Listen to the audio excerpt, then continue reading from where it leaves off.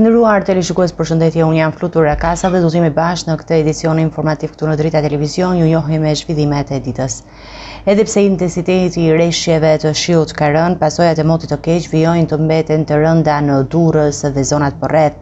Përmbytjet kanë shkaktuar probleme serioze në qarkullim, dëme materiale dhe pezullim të procesit mësimor, ndërsa 10 banor janë evakuuar. Edhe pse intensiteti i rreshjeve të dendura të shiut që përfshin Durrësin këtë të martë ka rënë, situata vijon të mbetet problematike në qytet dhe në periferitë e tij. Rreshjet e orëve të fundit kanë shkaktuar përmbytje të konsiderueshme, duke krijuar vështirësi serioze në qarkullimin rrugor dhe në zonat e pabanuara. Rrugët, kryqëzimet dhe trotuaret, si dhe oborret e institucioneve arsimore, ambientet e bizneseve dhe zonat pranë institucioneve publike janë mbuluar nga ujë, duke e bërë të pakalueshëm për kombësorët dhe automjetet. Probleme janë konstatuar edhe në institucionin e ekzekutimit të vendimeve penale në Durrës, ku ujë ka deportuar në katën e parë të godinës. Ministri i Drejtësisë inspektoi nga afër situatën në ambientet e burgut, ndërsa si mas siguria, administrata dhe policia e institucionit kanë kryer zhvendosjen e të paraburgosurve në katët e tjera të objektit për të shmangur çdo rrezik. Situata u paraqit e rënduar edhe në kalimin e Velierës, e cila u përmbyt plotësisht, ndërsa në zonën e Kodrës së Surrilave u shënuan rrëshqitje dherash. Sasi të mëdha dheu ran rrugë, duke bllokuar përkohësisht qarkullimin në këtë aks. Në disa lagje dhe rrugë të qytetit, niveli i ujit arriti deri në 70-80 cm, duke deportuar në banesa, hyrje pallatesh dhe ambiente biznesesh, çka ka shkaktuar dëme të konsiderueshme materiale. Procesi mësimor është pezulluar në disa shkolla, universitete, si dhe çerdhe e kopshte të qytetit. Banorët janë përballur me situatën me mjete rrethanore, ndërsa në rrugë janë regjistruar edhe pamjet pazakonta ku qytetarët kanë improvizuar mënyra për të kaluar zonat e përmbytura. Gjendja paraqitet veçanërisht problematika në zonën e Spitalës, Durrësit të Ri dhe Nishtullës, ku shumë akse rrugore janë bërë të pakalueshme. Situatë vështirë raportohet gjithashtu në njësinë administrative Rashbull dhe në Manës, ku ura e fshatit Borç rrezikon shembjen për shkak të prurjeve të mëdha të ujit. Deri më tani janë evakuuar 10 banor, banesat e të cilëve janë përmbytur dhe janë sistemuar në shtëpitë e pushimit në Ministrinë e Brendshme. Ende nuk ka një bilanc zyrtar të dëmeve, por nga vlerësimet paraprake dhe pamjet në terren konsiderohen të mëdha.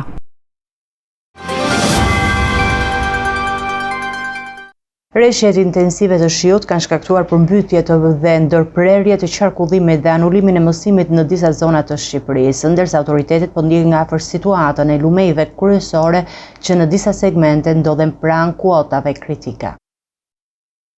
Situatë vështirë nga rreshjet e pandërprera të shiut paraqiten në disa qarqe të vendit. Në Lezhë, 2 familje në zonën Ballldren dhe Milot kanë kërkuar ndihmë nga strukturat e emergjencës për shkak të përmbytjes së banesave dhe oborreve. Si pasojë e situatës, është anuluar mësimin në shkollat Kosova dhe Gjergjfishta për të garantuar sigurinë e nxënësve dhe stafit arsimor. Autoritetet njoftojnë për një rritje të ndjeshme të nivelit të ujit në Lumindrin, i cili në disa segmente ndodhet pranë kuotave kritike, ndërsa po monitorohet vazhdimisht për të shmangur rrezikun e përmbytjeve të mëtejshme. Sipërfaqe të konsiderueshme toke janë përmbytur edhe në zonat e Zadrimës dhe Blinisht dhe në Shënkoll, duke shkaktuar dëme në tokat bujësore. Në qarkun e Kuksit, rreshjet kanë shkaktuar probleme në disa akse rrugore për shkak të rënjes së dherave dhe gurave në rrugë, ndërsa në lagjen e re të qytetit të Kuksit prania e ujit ka arritur në disa centimetra, duke vështirësuar lëvizjen e banorëve dhe automjeteve. Probleme në qarkullim janë regjistruar edhe në Tiranë, ku prania e ujit në Unazën e Madhe ka vështirësuar qarkullimin e segmentit që lidh Paskuqanin me autostradën Tiranë-Durrës. Si pasojë, janë regjistruar disa aksidente rrugore, fatmirësisht pa pasoja në njerëz. Autoritetet energjetike njoftojnë se për shkak të rritjes së ndjeshme të prurjeve në kaskadën e Drinit, hidrocentralet po kryejnë shkarkime të kontrolluara, ndërsa situata hidrike monitorohet 24 orë nga specialistët. Kryeministri i vendit Edi Rama tha se menaxhimi i saj po kryhet me kujdes dhe se të gjitha strukturat përgjegjëse janë në gatishmëri të plotë.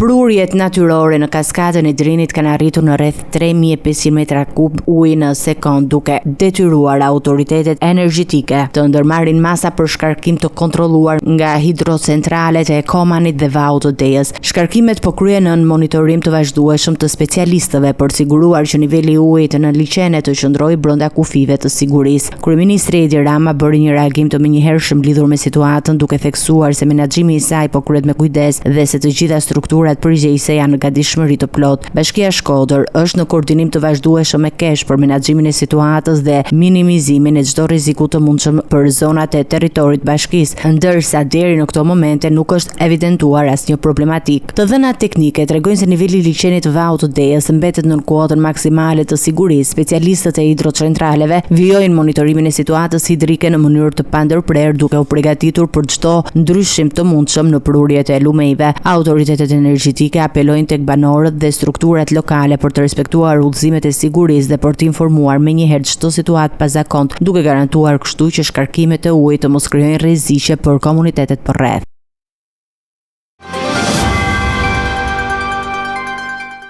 Kryeministri i vendit Edi Rama u prit këtë të martë në Pallatin Elysee nga presidenti francez Emmanuel Macron, pak para nisjes së samitit të koalicionit të vullnet mirëve për Ukrainën. Rama do të marrë pjesë në diskutimet me liderit e 35 vendeve mbi mbështetjen dhe garancitë sigurisë për Ukrainën.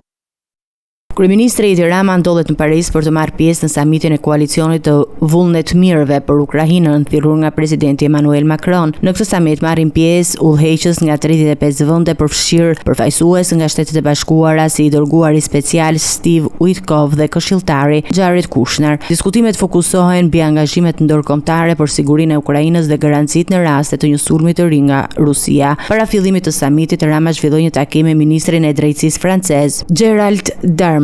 Tema kryesore e diskutimit ishte përfshirja e ekspertëve francezë në grupin e reflektimit mbi problematikat e politikës penale në Shqipëri dhe asistenca në konsolidimin e draftit të ri të kodit penal. Një prej çështjeve të trajtuara ka të bëjë me masat e larta të arrestit në burg për individ të akuzuar për vepra penale, por që janë ende të padënuar nga gjykata, një problem që qeveria shqiptare ka evidentuar prej kohësh. Përmes rrjeteve sociale, Rama publikoi foto nga takimi me Darman dhe theksoi se bisedimet u zhvilluan në harmoni të plotë me standardet dhe praktikat më të mira europiane. Samiti ka si qëllim thedhimin e bashkëpunimit ndërkombëtar për mbështetjen e Ukrainës dhe forcimin e solidaritetit të vendeve partnere në një kohë të tensionuar gjeopolitike.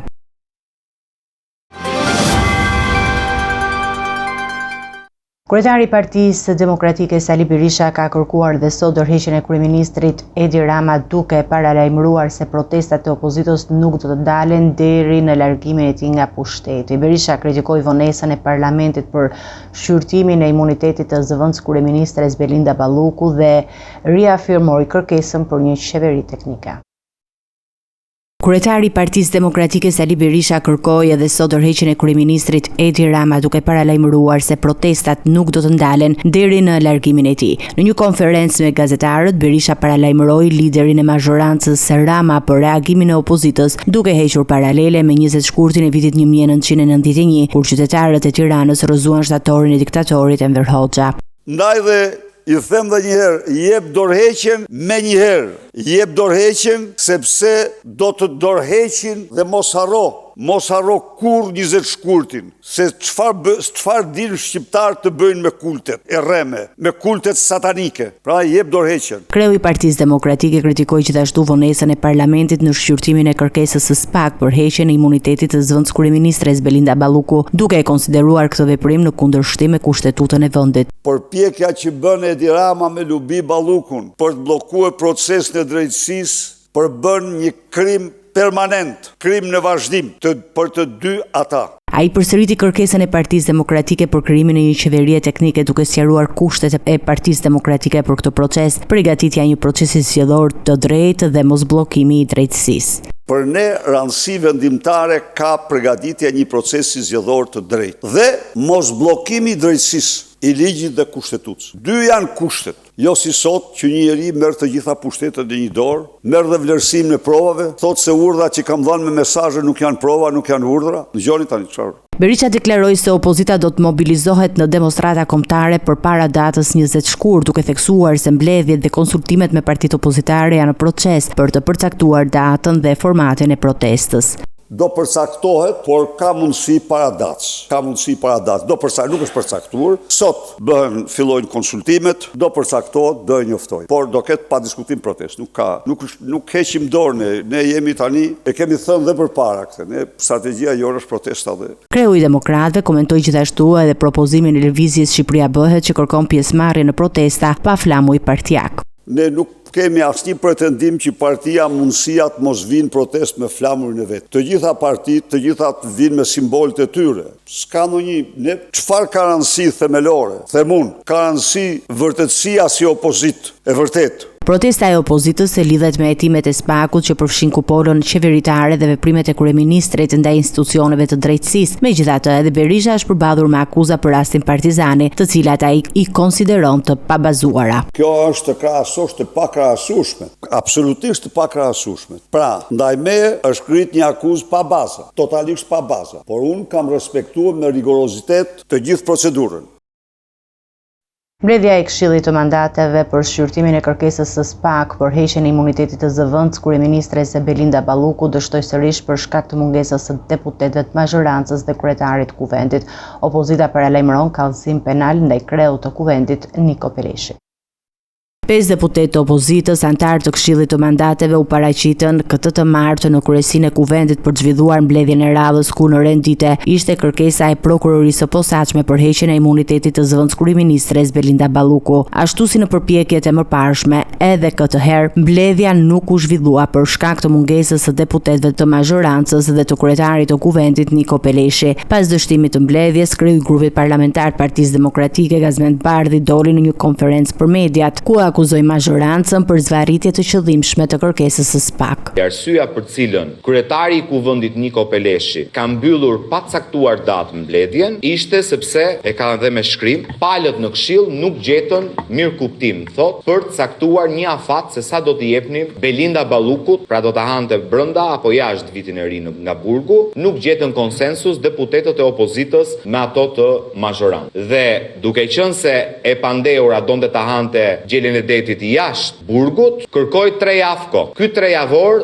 ka skaduar sot. Pra në afatin maksimal që kërkoi e pandeura dhe që detyroi Niko Peleshin të mbyllte pa datë mbledhjen e parë të Këshillit Mandateve, sot ka skaduar në afatin e vet maksimal. Partia Demokratike bën me dije se do të insistojë për thirrjen e mbledhjes ditën e njëjtë dhe paralajmëron se çdo refuzim i mëtejshëm do të pasohet me kallëzim penal për shpërdorim detyre ndaj kryetarit të kuvendit. Hapi joni rast do të jetë thirrja e mbledhjes së Këshillit të njëjtën dhe s'dyti, nëse kjo nuk ndodh, do të depozitojmë kallëzim penal në prokurinë e posaçme për shpërdorim detyre ndaj kryetarit të kuvendit. E ka detyrim ta thrasi mbledhjen e Këshillit. Ndërkohë, qëndrimi i Partisë Socialiste për këtë çështje është bërë publik para festave të fundvitit. Mazhoranca ka deklaruar se nuk do të marrë në shqyrtim kërkesën e SPAK-ut pa një vendim përfundimtar të gjykatës kushtetuese lidhur me 2 masat ekzekutuese të sigurisë së vendosur nga gjykata e posaçme.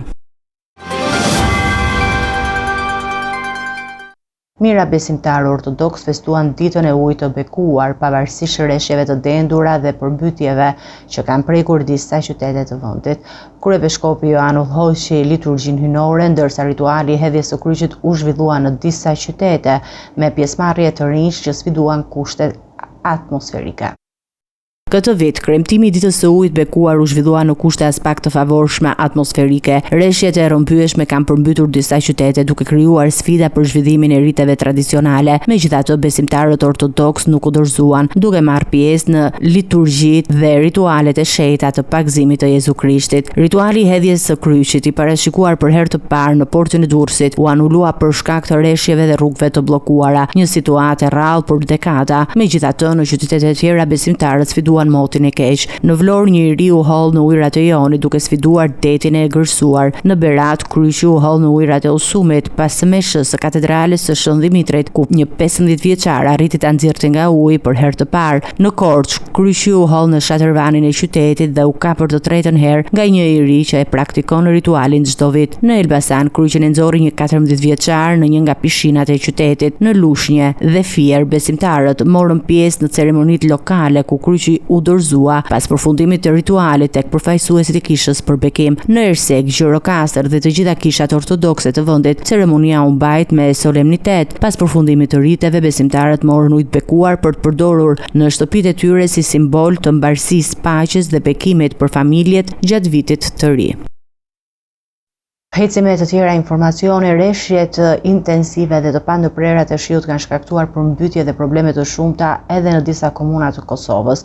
Situata është rënduar dhe paraqitet më tepër rëndes në Gjakovë, ndërsa vërshimet janë raportuar edhe në disa zona të tjera të vendit. Autoritetet u bën thirrje qytetarëve për kujdes të shtuar.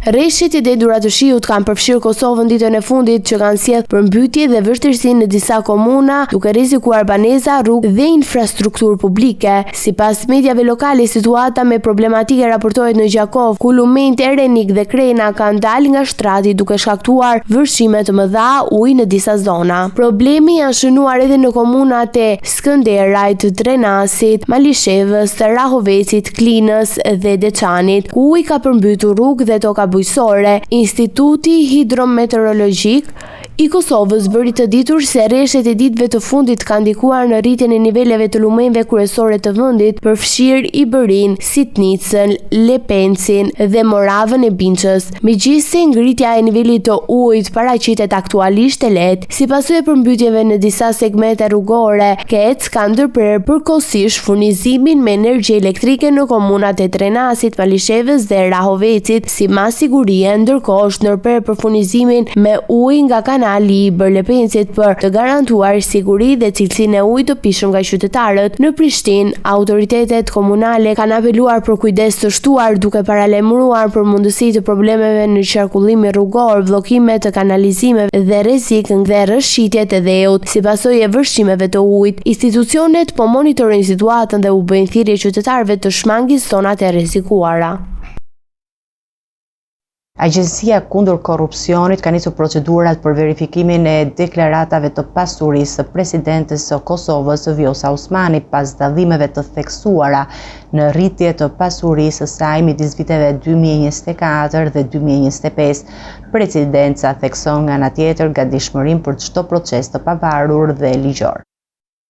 Mediat në Kosovë raportuan se Agjencia kundër korrupsionit ka nisur një verifikim të theduar të pasurisë së presidentes së Vjosa Osmani, duke marrë si bazë deklaratat e saj të viteve 2024 dhe 2025. Sipas burimeve të raportuara, ky proces ka nisur pas identifikimit të dallimeve të theksuara, të cilat lidhen kryesisht me rritjen e kursimeve personale dhe shtimin e shumës së parave të gatshme të deklaruara nga presidentja. AKK-ja nuk ka dhënë ende një komunikat zyrtar në lidhje me procedurat e nisura, ndërsa Presidenca e Kosovës deklaron se nuk ka informacion zyrtar mbi këtë çështje, por shpreh gatishmërinë e plotë për të bashkëpunuar me autoritetet ligjzbatuese. Presidentja Osmani mirëpret çdo verifikim nga cili do institucion, i cili është i bazuar në pavarësi, pangshmëri, integritet, ligj dhe fakte të verifikuara, por jo në fushata njollosjeje, të cilat dihen mirëfillis sepse po ndodhin, deklaroi për mediat në Kosovë Bekim Kupina, këshilltari presidentes Osmani. Të nderuar teleshikues, do të jemi me parashikimin e motit.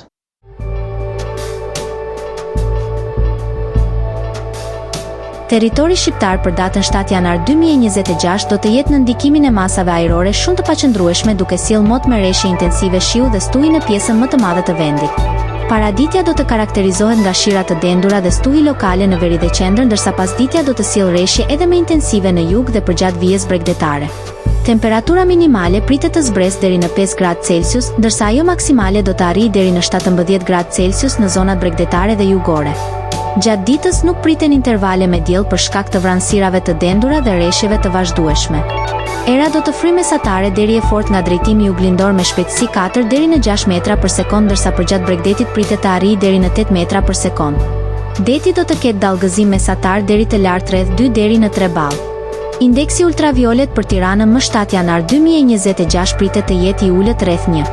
Sipas të dhënave astronomike, lindja e diellit në Tiranë më 7 janar do të jetë në orën 7, ndërsa perëndimi në orën 16:34 minuta. Temperaturat minimale dhe maksimale për disa qytete kryesore të Shqipërisë do të jenë si më poshtë.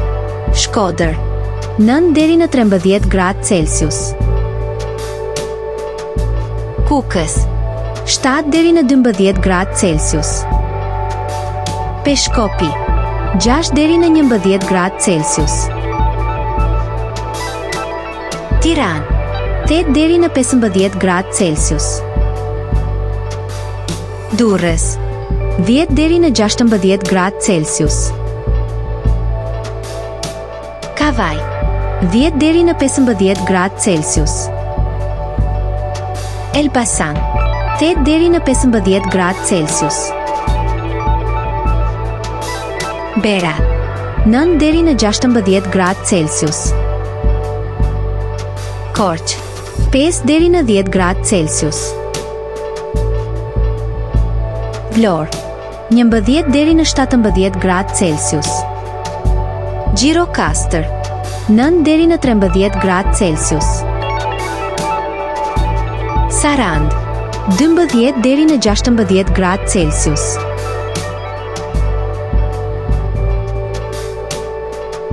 Territori i Kosovës për datën 7 janar 2026 do të jetë në ndikimin e masave ajrore të ftohta dhe shumë të paqëndrueshme, duke sjellë rreshje shiu dhe bore në shumicën e territorit. Paraditja do të shoqërohet me rreshje bore në zonat më të larta dhe përzierje shiu e bore në ulësira, ndërsa pasditja do të sjellë rreshje të dendura bore në disa qytete. Temperatura minimale pritet të zbresë deri në -3 gradë Celsius, ndërsa ajo maksimale do të arrijë deri në 13 gradë Celsius. Era do të fryjë mesatare nga drejtimi verilindor me shpejtësi 3 deri në 5 metra për sekond. Indeksi ultraviolet për Prishtinën më 7 janar 2026 pritet të jetë i ulët rreth 1. Sipas të dhënave astronomike, lindja e diellit në Prishtinë më 7 janar do të jetë në orën 6:58, ndërsa perëndimi në orën 16:25 minuta. Temperaturat minimale dhe maksimale për disa qytete kryesore të Kosovës do të jenë si më poshtë. Mitrovica 0 deri në 9 gradë Celsius. Podujev -3 deri në 5 gradë Celsius. Skënderaj 0 deri në 8 gradë Celsius. Pej 2 deri në 8 gradë Celsius. Prishtinë -2 deri në 9 gradë Celsius. Gjakov 2 deri në 10 gradë Celsius. Malishev 0 deri në 10 gradë Celsius. Gjilan 0 deri në 13 gradë Celsius. Ferizaj 0 deri në 12 gradë Celsius. Kaçanik 0 deri në 11 gradë Celsius. Suharek 1 deri në 11 gradë Celsius. Prizren 3 deri në 11 gradë Celsius. Ishte gjithçka e përgatitur në këtë edicion informativ. Për më shumë zhvillime, klikoni në faqen tonë zyrtare drita.tv. Mund na ndiqni në rrjetet sociale, në Facebook, Instagram, YouTube, ku jemi me përditësime në çdo kohë. Vazhdoni të qëndroni në shoqërinë e programacionit të Drita, bashkë me Ruta Kofshëm në edicionin e ardhshëm.